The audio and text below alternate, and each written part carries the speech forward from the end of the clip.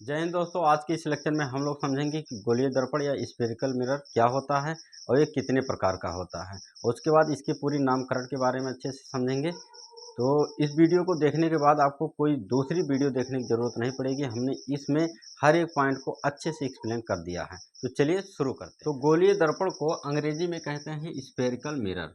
अंग्रेजी में क्या बोलते हैं? Spherical mirror.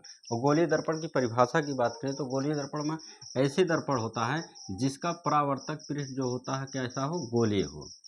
जिसका परावर्तक पृष्ठ गोलीय होता है उसे हम क्या कहते हैं? गोलीय दर्पण कहते हैं। अब परावर्तक पृष्ठ क्या होता है?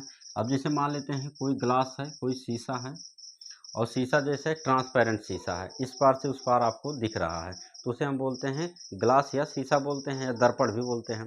और उसके एक साइड में हम पेंटिंग कर देते हैं, पेंटिंग यानी कि पॉलिश कर देते हैं, और पॉलिश करने के बाद अब हमको ट्रांसपेरेंट नहीं दिखेगा, यानी कि इस पार से उस पार नहीं दिखेंगे, अब हमको हमारा इमेज उस पर दिखने लगेगा। तो जिस तरह हमारा इमेज दिखता है, यानी कि इस साइड में हमने पॉलिश किया है तो इस साइड में हमारा इमेज दिखेगा, इधर से हम अगर देखेंगे तो इस भाग को, सामने वाले भाग को कहते हैं परावर्तक पृष्ठ। अब ये अगर समतल दर्पण हमने प्लेन बनाया तो ये समतल दर्पण हो गया। अगर इसी में गोले में अगर हमने एक बाहर साइड से अगर पॉलिश कर दिया है, इस बाहर साइड से हमने क्या कर दिया है? पॉलिश कर दिया है, तो हमारा ये जो भाग होगा आगे वाला, ये भाग होगा, ये हमारा परावर्तक पृष्ठ होगा। तो जिसका परावर्तक पृष्ठ कैसा हो? गोलीय हो, उसी को हम क्या कहते हैं? गोलीय दर्पण कहते हैं।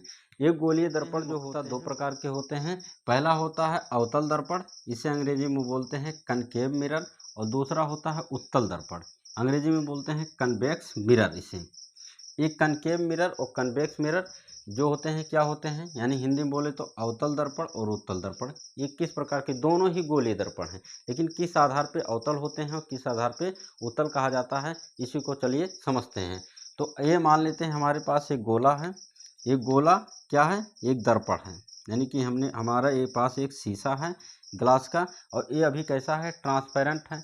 और ट्रांसपेरेंट है तो इसको हम लाते हैं गोले को, और इसको गोले को हमने काट दिया है। जो आपको डैश डैश पॉइंट आपको दिख रहा है, इसका मतलब ये पूरा गोला लाए थे और डैश डैश कर दिए हैं, इसका मतलब इस गोले से काट कर हम इतना भाग बचा लिए हैं, यानी कि ए यम और यम डैश भाग बचा लिए हैं।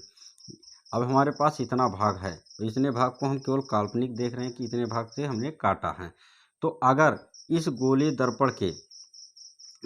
दर्पण से जो हमने ये भाग काटा है, अगर इसके उभरे हुए भाग पर, यानी कि पीछे साइड में, बाहरी साइड में अगर इसके पेंटिंग करते हैं तो इसे हम कहते हैं अवतल दर्पण, यानी उभरे हुए भाग पर अगर पेंटिंग करेंगे तो अवतल दर्पण। और अगर हम इस गोले के अंदर भाग पे, यानी अंदर वाले भाग पे हम अगर पॉलिश करते हैं तो इसको क्या कहते हैं? उत्तल दर्पण। बस यही मेन अंतर है उत्तल और अवतल में, कि अगर बाहरी साइड में अगर पॉलिश करते हैं, उभरे हुए भाग पर पॉलिश करते हैं तो इसे अवतल दर्पण कहते हैं, और अगर अंदर के साइड में पॉलिश करते हैं तो इसे हम उत्तल दर्पण कहते हैं। ये उत्तल दर्पण और अवतल दर्पण जो होते हैं, ये पॉलिश करने के आधार पर केवल दो प्रकार के होते हैं, नहीं तो है तो एक ही दर्पण। दोनों क्या हैं? गोलीय दर्पण हैं, लेकिन पॉलिश हमने अलग अलग साइड में किया है, इसलिए अगर बाहर किया है तो अवतल दर्पण, और अंदर की साइड में क्या तो है? उत्तल दर्पण। अब इसका हम नामकरण समझते हैं, क्योंकि नामकरण समझना इसलिए ज़रूरी है क्योंकि जब हम प्रकाश की अभी समझेंगे कि प्रकाश कहाँ से कहाँ निकलेगा, तो इसको समझने में आसानी हो जाएगी। जब तक आपको नामकरण नहीं पता होगा तब तक आप प्रकाश और की किरणों के बारे में नहीं समझ पाएंगे, और कहाँ पे वस्तु रखा है तो कहाँ से प्रकाश जाएगा, टकराएगा, इसी के बारे में हमको समझना है। तो उसका नामकरण समझना बहुत ज़रूरी है। तो चलिए नामकरण समझ लेते हैं। तो इसके नामकरण के लिए हमने यहाँ पर कर रखा है, तो एक हमारे पास गोला है, और इस गोले को हमने काट रखा है, जो डैश डैश पॉइंट रखा है इसका मतलब है कि ये पॉइंट है नहीं, केवल हमने बता रखा है कि इसमें से हमने निकाला है, और कौन सा भाग है हमारे पास में इस प्रेजेंट टाइम में? ये भाग है यम है और यम डैश है। यम और यम डैश क्यों लिखते हैं भाई इसको? यम का मतलब होता है मिरर। यम का मतलब क्या होता है? मिरर। और ये इसलिए ये मिरर का मतलब होता है, हिंदी होता है दर्पण। तो दर्पण का जो होता है पहला अक्षर से हम इसको रिप्रेजेंट करते हैं, एक छोर को हम यम कह दें, दूसरे छोर को यम डैश कह दें, ताकि दोनों में अंतर दिखे। तो यम और यम डैश हमारे पास इतना, जो दर्पण आपको दिख रहा है इतना हमारे पास है, इसी में हम सारा नामकरण समझेंगे, और यही सारा नामकरण एग्जाम में पूछा भी जाता है। तो ये जो होता है इतना दर्पण को जो है, तो इसके पहले छोर को यम और दूसरे छोर को यम डैश से प्रदर्शित करते हैं, और ये आपको कौन सा दर्पण दिख रहा है भाई? उभरे हुए भाग पर पॉलिश किया है। उभरे हुए भाग पर पॉलिश किया है तो इसका मतलब कौन सा दर्पण होगा? अवतल दर्पण होगा। अभी हम समझे हैं।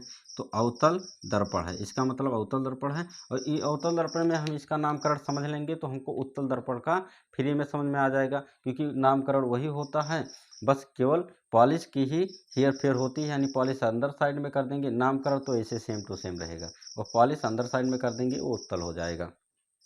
तो चलिए, तो ये जो दर्पण का जो आपको पूरा गोला दिख रहा है, ये गोले का जो बीच वाला पॉइंट होता है एकदम बीचों बीच में, तो उसे कहते हैं वक्रता केंद्र। क्या बोला जाता है? वक्रता केंद्र बोला जाता है। और इसे सी से रिप्रेजेंट करते हैं, इसे सी से रिप्रेजेंट किया जाता है। और दूसरा पॉइंट है कि ये जो दर्पण हमने जो काट कर रखा है, यानी यम और यम डैश के बीच के दर्पण के जो बीच का पॉइंट होता है उसे बोलते हैं ध्रुव, अंग्रेजी में बोलते हैं पोल। इसलिए इसे पोल बोलते हैं। तो इसके पहले लेटर से इसको पी से प्रदर्शित किया जाता है। अब दूसरा पॉइंट हमारा आता है कि वक्रता केंद्र यानी कि सी और ध्रुव यानी कि पोल, इन वक्रता केंद्र और पोल के बीच की जो दूरी होती है उसे हम बोलते हैं वक्रता त्रिज्या। ये वक्रता त्रिज्या को कैपिटल आर से प्रदर्शित करते हैं। और इसी में एक पॉइंट और है कि वक्रता केंद्र और ध्रुव के बीच के जो पॉइंट होता है, बीच का पॉइंट, इसे बोलते हैं मुख्य फोकस। क्या बोलते हैं? मुख्य फोकस। यानी वक्रता केंद्र और ध्रुव के बीच का जो बिंदु होता है उसे बोलते हैं मुख्य फोकस। और वक्रता केंद्र और ध्रुव के बीच की जो दूरी होती है उसे बोलते हैं वक्रता त्रिज्या। वक्रता त्रिज्या को कैपिटल आर से प्रदर्शित करते हैं। और मुख्य फोकस जो होता है इसे कैपिटल एफ से प्रदर्शित किया जाता है।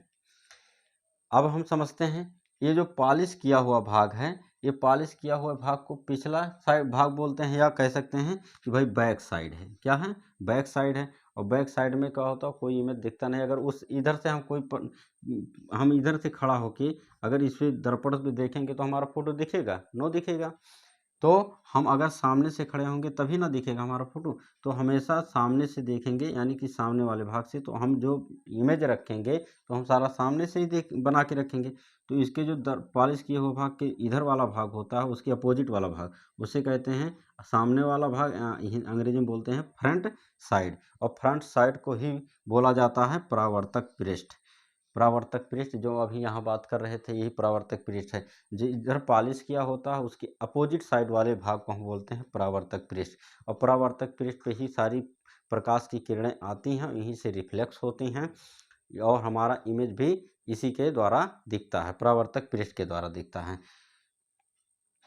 तो उम्मीद करता हूँ कि इतनी सारी बातें आपको बहुत अच्छे से समझ में आ गई होंगी। अगर किसी प्रकार का आपको डाउट रह जाता है तो कमेंट करके ज़रूर बताइएगा। और वीडियो आपको अच्छी लगी हो तो चैनल को सब्सक्राइब कर लीजिएगा। इस प्रकार के वीडियो आपको मिलता रहेगा। दोस्तों में भी शेयर करिए। Thank you for watching video.